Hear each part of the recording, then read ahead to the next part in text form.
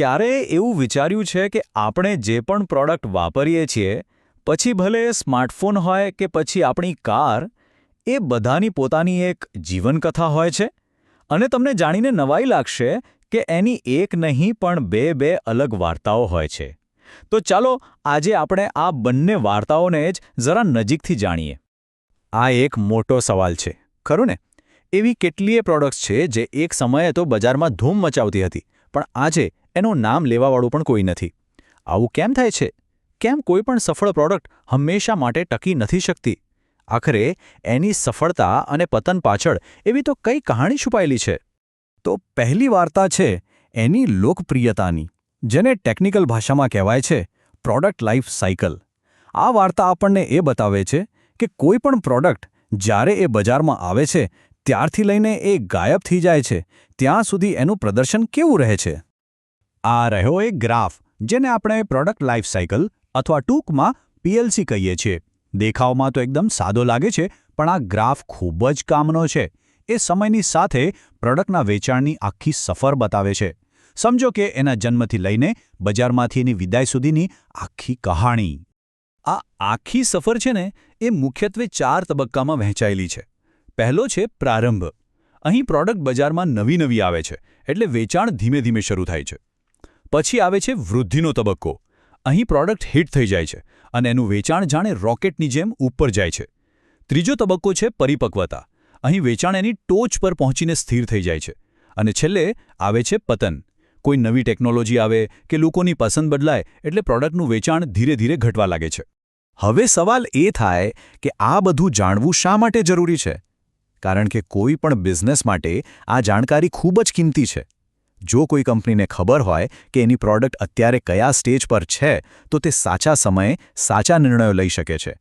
જેમ કે ક્યારે જાહેરાતો પાછળ વધુ ખર્ચ કરવો, ક્યારે પ્રોડક્ટની કિંમત ઘટાડવી, અને સૌથી અગત્યનું, હાલની પ્રોડક્ટ જૂની થાય એ પહેલાં નવી પ્રોડક્ટ પર કામ ક્યારે શરૂ કરી દેવું. પણ સાંભળો, બજારમાં પ્રોડક્ટ કેટલી સફળ થઈ એ તો વાર્તાનો માત્ર એક જ ભાગ છે. બીજો ભાગ એ છે કે પ્રોડક્ટ પોતે કેવું કામ કરે છે, એ ખરાબ થતાં પહેલાં કેટલો સમય ટકે છે. અને આ જ વાત આપણને બીજી વાર્તા તરફ લઈ જાય છે. એ છે વિશ્વસનીયતાની વાર્તા, જે સમય જતાં પ્રોડક્ટની ભૌતિક નિષ્ફળતાઓને ટ્રેક કરે છે. તો આ બીજી વાર્તાને એક ખાસ ગ્રાફથી બતાવવામાં આવે છે, જેનું નામ છે બાથટબ કર્વ. આ ગ્રાફ વેચાણ વિશે નથી. આ ગ્રાફ એ બતાવે છે કે કોઈ પણ પ્રોડક્ટ એના જીવનના જુદા જુદા તબક્કામાં કેટલી વાર ફેલ થઈ શકે છે, એટલે કે બગડી શકે છે. આ કર્વની સૌથી રસપ્રદ વાત છે એનો આકાર. ધ્યાનથી જુઓ તો એ બિલકુલ બાથટબ જેવો દેખાય છે નહીં? બંને બાજુથી ઊંચો અને વચ્ચેથી સપાટ.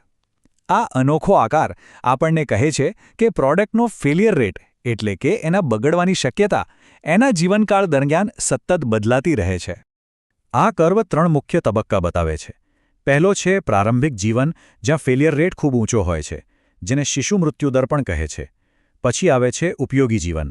આ બાથટબનો લાંબો સપાટ તળિયા જેવો ભાગ છે, જ્યાં ફેલિયર રેટ એકદમ નીચો અને સ્થિર રહે છે. અને અંતે આવે છે ઘસારો. જેમ જેમ પ્રોડક્ટ જૂની થતી જાય, એના પાર્ટ્સ ઘસાવા લાગે છે અને ફેલિયર રેટ ફરીથી વધવા માંડે છે.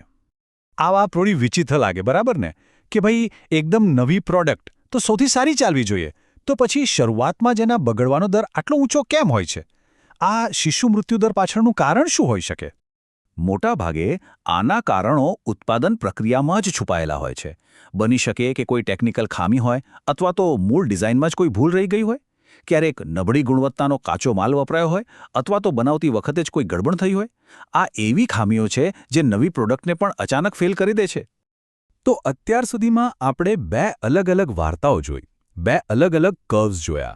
પણ આ બંનેને એક સાથે સમજવું કેમ આટલું બધું જરૂરી છે? જ્યારે આપણે આ બંને વાર્તાઓને એક સાથે જોઈએ છીએ, ત્યારે આપણને આખી વાત સમજાય છે.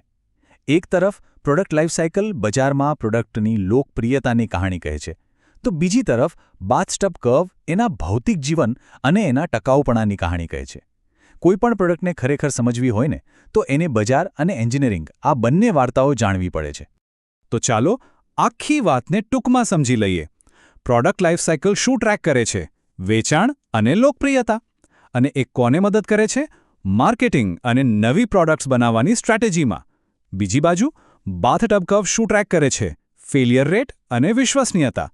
અને આ કોના માટે ઉપયોગી છે? એન્જિનિયરો માટે અને વોરંટી જેવી બાબતોનું પ્લાનિંગ કરવા માટે.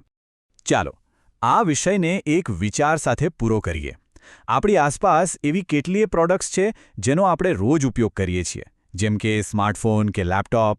જરા વિચારો કે એ એના જીવનચક્રના કયા તબક્કામાં હશે. શું એ પરિપક્વતાના તબક્કામાં છે? અને જો હા, તો એની ઘસારાની વાર્તા એટલે કે એનો બાથટબ કર્વ કેવો દેખાશે? એનું શું અનુમાન લગાવી શકાય? આપણી આસપાસની પ્રોડક્ટ્સની દુનિયાને આ દૃષ્ટિકોણથી જોવું ખરેખર ખૂબ જ રસપ્રદ છે.